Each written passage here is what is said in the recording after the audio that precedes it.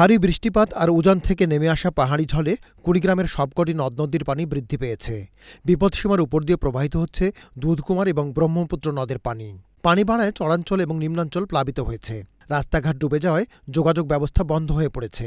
এসব অঞ্চলের জমির ফসল পানিতে তলিয়ে গেছে। পানি উন্নয়ন বোর্ড বলছে আরও বৃদ্ধি পাবে এসব নদ নদীর পানি।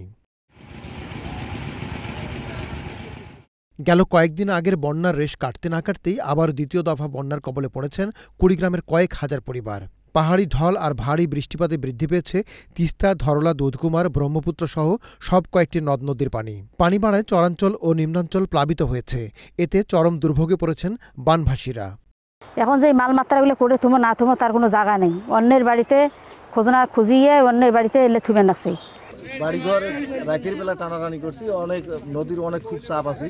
এই রাতের বেলা বাড়িঘর দিয়ে টানাটানি করে সবগুলো পানির মধ্যে রাখি দিয়েছি। এবার জমা জমি সব শেষ হয়ে গেছে, আর ঘর তোলার জায়গা নেই, পয়সা করিও নাই। যাবো কোথায়, খাবো কি, হ্যাঁ কী করবো না করবো নিজে চিন্তা করি শাড়ি পাই না। জেলা প্রশাসনের পক্ষ থেকে জানানো হয়েছে বন্যা কবলিত এলাকায় পাঠানো হয়েছে ত্রাণ সামগ্রী। আর পানি উন্নয়ন বোর্ড বলছে আগামী 48 ঘণ্টা পর্যন্ত ভারী বর্ষণের সম্ভাবনা রয়েছে। ফলে নদ নদীর পানি বৃদ্ধি অব্যাহত থাকবে। এখনো উজানে ভারী বৃষ্টিপাতের পূর্বাভাস রয়েছে, যার ফলে তিস্তায় যে কোনো সময় দ্রুত পানি বৃদ্ধি পেতে পারে।